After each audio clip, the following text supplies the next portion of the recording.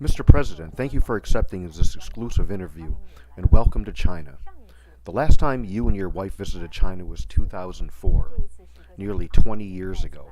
How do you feel coming to China again after such a long time? What do you feel is the biggest change in China that you've observed? First of all, thank you for interviewing me today.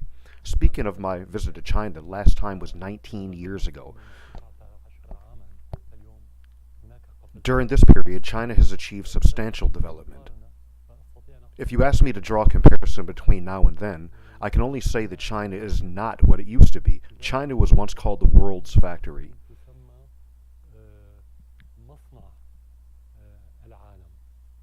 Or the world's factory of manufactured goods. But now we could say that China is the world's innovation powerhouse. That is one aspect of China's transformation. At the same time, it's well known that the Chinese people are highly patriotic and full of pride in their country. And pride stems series of developments and achievements made by China.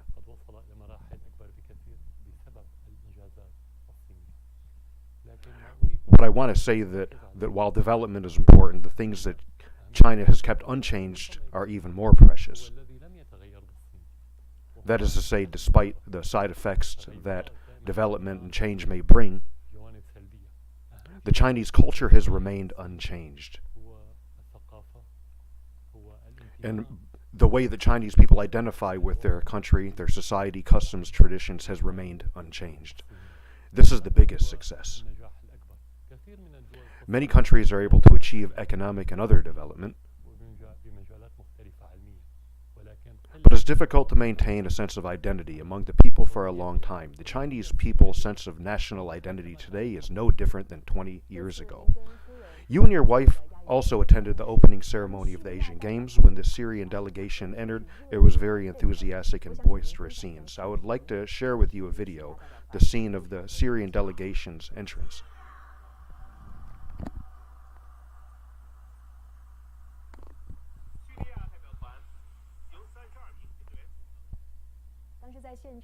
It was a very lively scene.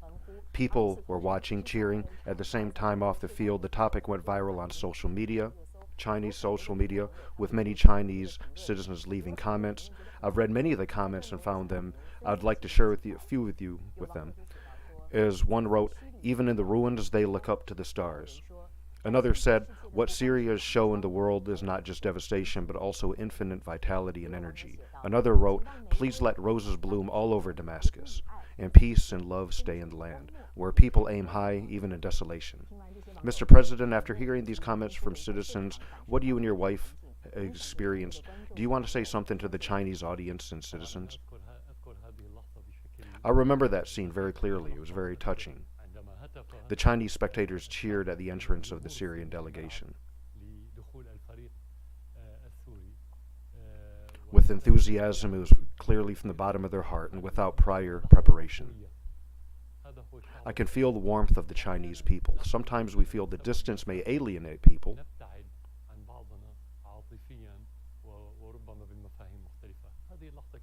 but that moment allowed me to genuinely feel the closeness between the Syrian and Chinese people. Regarding the comments from the Chinese citizens, I want to thank them and their close attention and warm remarks. They are well aware of the relationship between China and Syria. From ancient times to the present day, they know what is going on in Syria. I would like to say that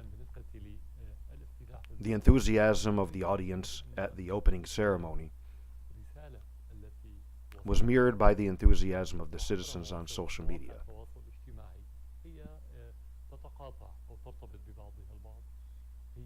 Showcasing China's greatness and humility.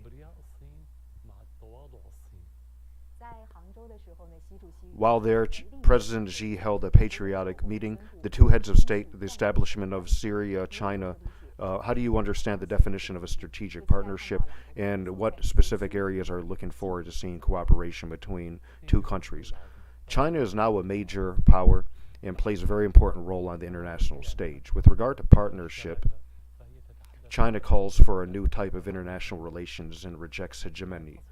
Syria, being smaller in size, has an urgent need for strategic partnership and participation in international affairs, whether in the UN Security Council or in other international forums. China always stands with Syria politically, with a very clear position in the current international situation. The two countries need to engage in broader dialogues. In addition, there is also economic and development. Syria is currently facing harsh economic realities.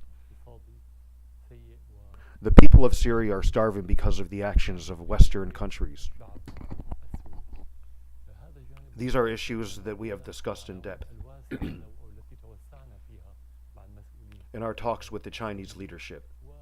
China has provided humanitarian aid to Syria to help alleviate the suffering of the Syrian people. When I return to Damascus after I visit, we will hold a series of meetings and talks on the above areas, identify execution mechanisms, and facilitate the implementation of concrete projects. During your meeting with Xi, you also mentioned that China is carved out with Chinese characteristics, a unique path of socialism with regard to Chinese characteristics through its relentless efforts. We have noticed that there are some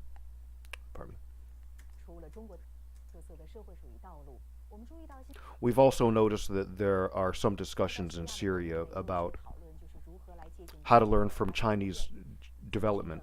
Mr. President, what kind of inspiration do you think the Chinese path to modernization brings to the future reconstruction and development of Syria? We should advance bilateral cooperation projects and promote the exchange of experience between Syria and China in economic and industrial fields. Firstly, China's development conditions were once very similar to those of other third world countries. Secondly, social development and values play a fundamental role in the entire development process. And technology development cannot be separated from social development. Therefore, there are many areas in which we can benefit from China's experience, but we cannot draw the same inspiration from the West. We, as well as other countries in the region, once tried to learn from Western development experience, but the attempts were unsuccessful and even counterproductive.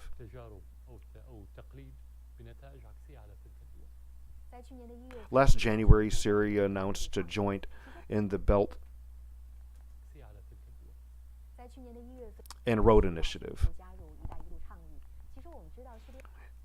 As we know, Syria is one of the key countries on the ancient Silk Road.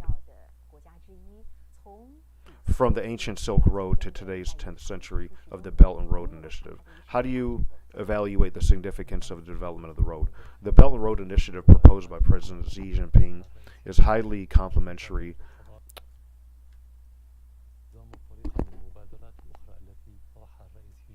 to Global Development Initiative, Global Security Initiative, and Global Civilization Initiative he put forward. Security is indispensable to development, and with it the development and security that civilizational, moral, and cultural ties between countries can be sustained. The realization of one's own development does not mean the obliteration of the national identity of the countries. The Belt and Road Initiative is not only a Chinese initiative, but also a global one. The Belt and Road Initiative is in the implementation phase.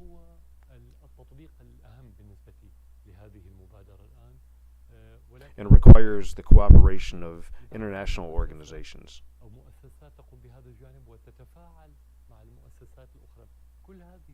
A series of initiatives and international organizations are interlinked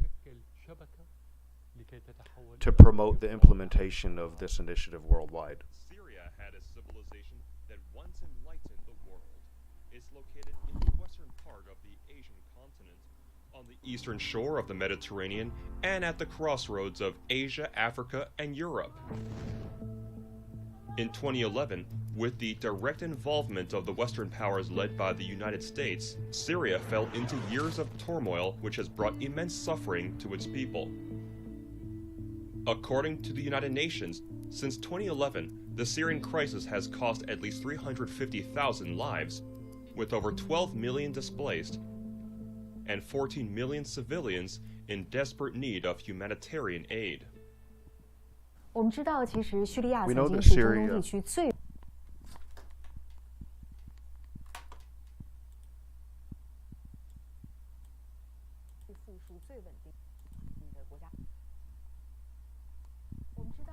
We know that Syria used to be one of the most affluent and stable countries in the Middle East. There is an Arab proverb, which many Chinese know: if head of it is not earth, Damascus must be it. But after more than a decade of war, Syria is not just battered by conflicts and economic recession. It's a scene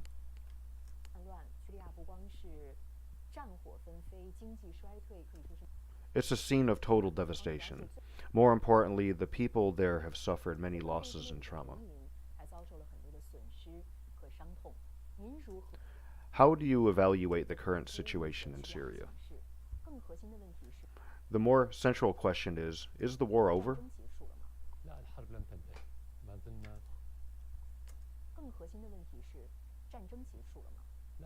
The war is not over. We are still in the midst of it.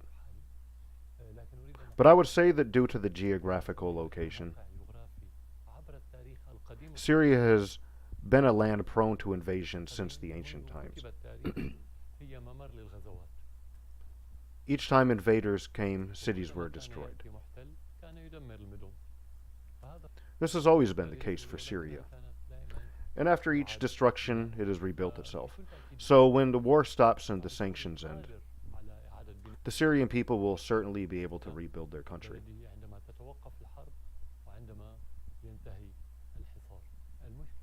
The problem is the potential social impact of the war. Physical destruction can be resolved through reconstruction. But once values and culture are lost, they are gone forever. Today, there are two potential dangers in this war. One is the Western neoliberalism led by the United States. And the other is extremism. All countries are facing these two threats. They may seem different, but they are really one and the same.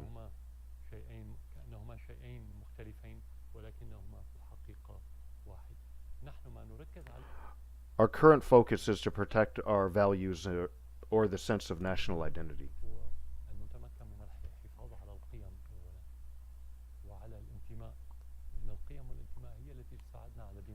Because it will help us rebuild our society and our country.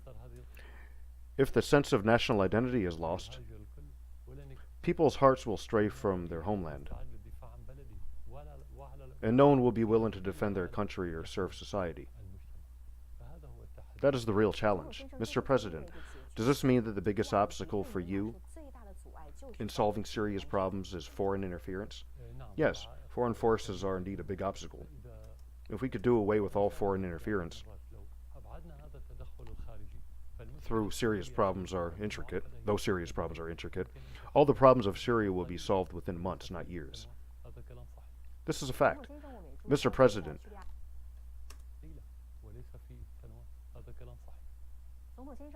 we have also noticed a severe power shortage in Syria. And one of the key factors leading to this problem is a lack of fuel.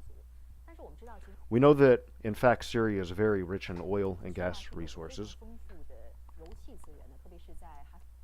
And there are a large number of oil fields in Haskan and Deir ez-Zor. There is a direct correlation between this problem and the U.S. forces stealing oil. Yes, in northeastern Syria, all the oil wells controlled by terrorists have the U.S. operating behind them. So it's not just a problem of theft.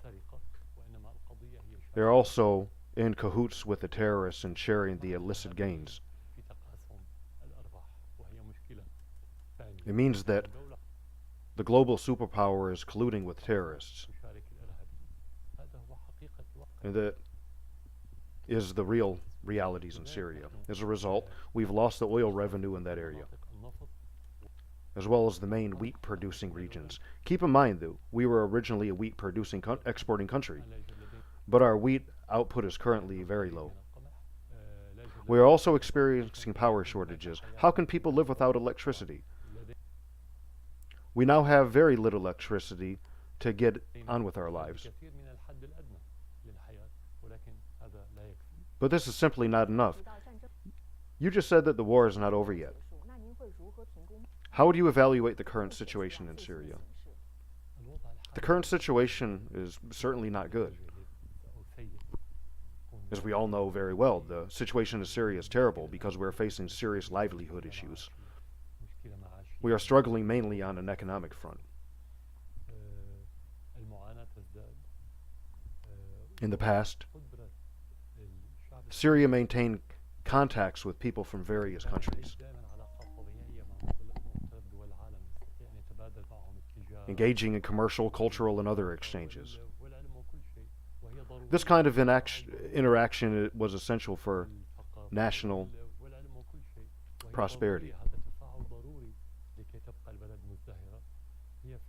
But now the West has Syria by the throat, have Syrians by the throat. Nevertheless, we are not at our wits' end. And this is one of the main reasons for my visit. We receive important and necessary support from friendly countries. The support is not necessarily in the form of humanitarian aid, but in the form of opening doors for Syrian people to communicate and interact with others. Syrians have the ability since ancient times to rebuild their homeland and prosper through engagement and cooperation. We haven't lost that ability. These economic, political, and cultural relationships can open doors for us, allowing us to start anew. As you just said, national reconstruction is probably one of the biggest wishes of the Syrian people. What kind of plan and outlook do you have for the reconstruction of the country? If Syria is rebuilt, it will have a bright future. I don't want to talk about assumptions, hopes, or expectations. Instead, I'd like to talk about the situation in Syria before the war. At that time, Syria was in the fastest stage of economic growth, close to 7%. It was a very high economic growth rate for a country with limited strength. We had no debts at the time. We had the ability to pay back loans quicker than borrowing them. We had plenty of wheat and exported it to many countries. We also exported fruits and vegetables. We were developing our industry at the early stages of the war. So I can say with great confidence that if the war could end and Syria were reconstructed, it would be better off than it was before the war. I know that you study medicine at university and worked as an ophthalmologist. What kind of prescription would you want to make for the difficulties and obstacles that Syria may face in the reconstruction and development of the country? Currently, we are facing internal challenges caused by war and blockade. At the same time, we are facing external challenges brought by changes in the world economy. Prices are soaring due to the COVID-19 pandemic and the Russia-Ukraine conflict. A stronger dollar and Fed rate hikes.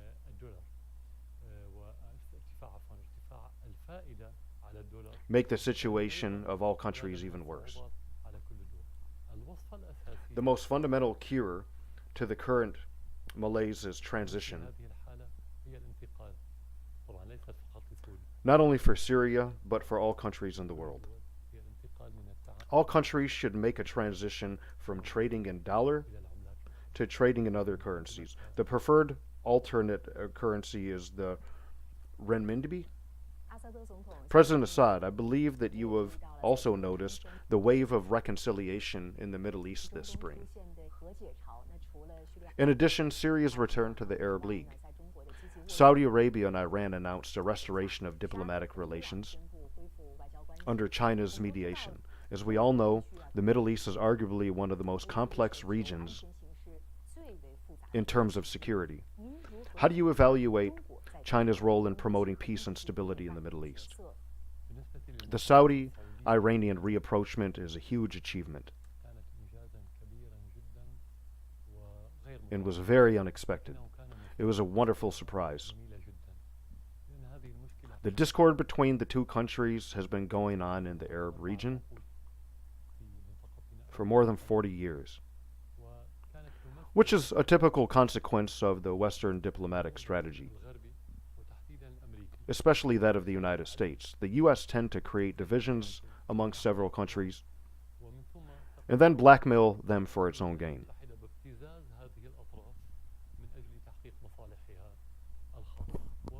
Who pays the price? These countries, of course, and the region in which they are located. The significance of the development is not limited to the reconciliation between the Saudis and Iranians. It's not as simple as two rivals shaking hands and making peace. This is actually about bringing stability to the region, which has a positive impact on all of us in the Middle East. We have been paying the price for the Saudi-Iranian conflict for decades. Today, we finally breathe a sigh of relief. Meanwhile, it is China who announced the reconciliation. This means that China has adopted a pragmatic policy, not making empty promises. Unlike the West, China does not engage in hollow propaganda. It takes concrete political action and achieves tangible results. In this context, what do you think is the significance of the Global Development Initiative, Global Security Initiative, and Global Citizenship Initiative proposed by President Xi? We hope that China will continue to play a political role, and as we have seen, play an increasingly bigger role. Such a political role is inextricably linked to the initiatives put forward by President Xi, including the Global Security Initiative, because it brings stability. We see these initiatives as guiding principles for the new world. We are now living in a time of transition from the old world to the new world.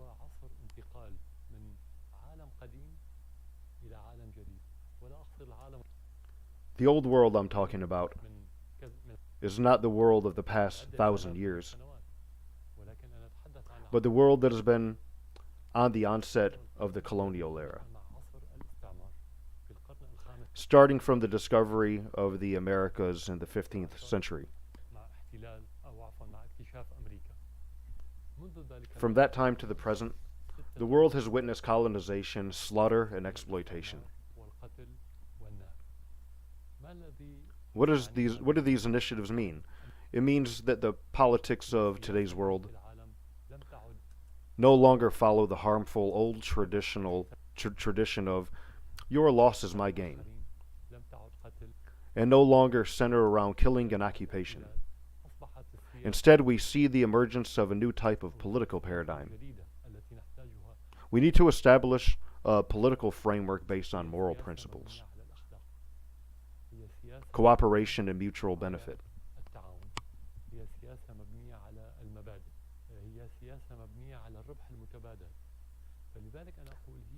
That is why I say that these initiatives offer a good principle for the new world, and they will contribute to replacing the old world. On December 13th, 2006, a telegram titled Strategy for Influencing the Government of the Syrian Arab Republic was sent from the U.S. Embassy in Syria to Washington. The telegram listed 9 options for destabilizing the Bashar regime, including advising the U.S. government to find and exploit conflicts between Sunnis and Shiites in Syria, fomenting discontent among the Kurds, and spreading rumors of a serious external threat to Syria.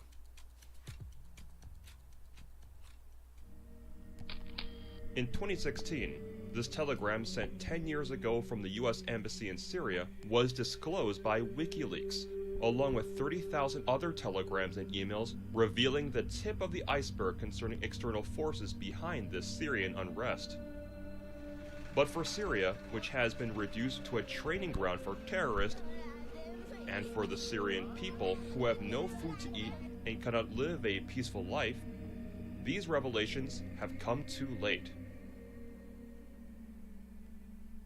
过去的这些年， Over the past years, your country has gone through 您的国家可以说是几经生死存亡。 moments of life and death, and you personally have experienced several lows and darkest moments. 从34岁 From becoming president at 34 until today, 这一路走来， what has been your greatest mental 最大 support? 的精神支柱是什么呢？ The greatest mental support is that when the rich and powerful countries are against you, your people still support you. If you don't have the support of your people, and you are facing such external circumstances, you have no way to get the strength to continue fighting. Whether it's a military conflict or the economic friction we face today. This is the support you need at the political level. At a personal or family level, our family sticks united, as solid as a rock. Loyal to the country and determined to overcome all the difficulties. That's what motivated me along the way.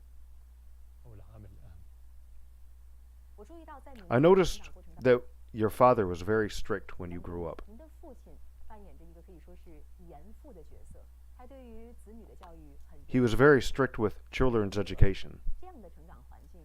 What kind of influence did this kind of upbringing have on you? 而现在作为父亲， And now as a father, when dealing with your 3 在与 children, 您3个孩子的相处过程当中，您的教育核心理念。 what is your philosophy of education? In general, Syrians are open-minded. This may be the opposite of what some people think. Our history is forged in open-minded society. When multiple civilizations coexist in a place, the people there are bound to be open-minded. Our family lives in this environment like any other Syrian family. But my relationship with my parents is different from my relationship with my children. Because the world has changed. In my parents' time, when I was young, there was no social media. Not even satellite TV. The culture, thoughts, and personality of Syria nationals has very limited exposure on foreign influence. We are not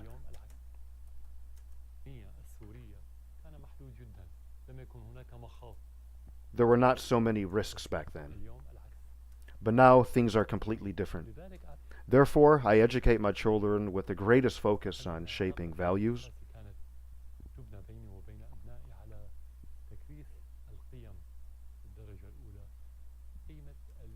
on shaping collectivist values, rather than individualist values of the West. For me, the values of the nation lie first.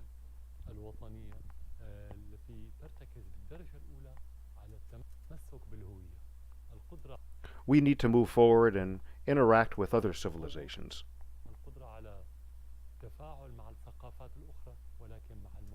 While at the same time keeping our own national identity. I think this is the challenge we face today as elders in educating our children. I heard your youngest son is learning Chinese.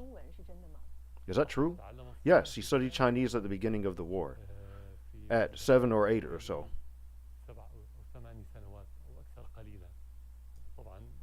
It was very basic Chinese,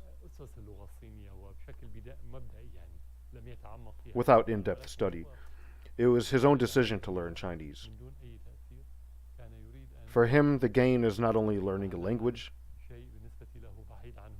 but also understanding the Chinese culture. We're about to wrap up the interview, and your visit to China will end tomorrow on September 26, 2023. What is your biggest gain from this trip? 会如何 How would you describe your visit to China? 中国之行？ I feel that we have been benefited from a great role that China has played over the last decade. From its economic development, from its political and development initiatives, and from the role played by President Xi. All of this has made our visit a fruitful one. I think it's a really successful and pragmatic visit in every sense. Mr. President, thank you very much for this interview 我们的采访，感谢您与我们分享您的 and for sharing with us your experiences, feelings, and insight. 感受，特别是您的真知灼切。我们也希望玫瑰 We also hope that roses will bloom again in Damascus soon, 重新开满大马士革，让爱与和平 and that love and peace will stay in Syria. Thank you. 叙利亚。谢谢您。 Thank you for giving me the opportunity to address the Chinese people through your channel and program. I would like to congratulate the Chinese people on your achievements over the past decades. The Chinese people have proved to be a great people. There is not mere flattery, but indeed the reality. We wish China well in realizing its national vision, and internationally, China's vision is also the vision of most countries in the world today. Thank you for the interview.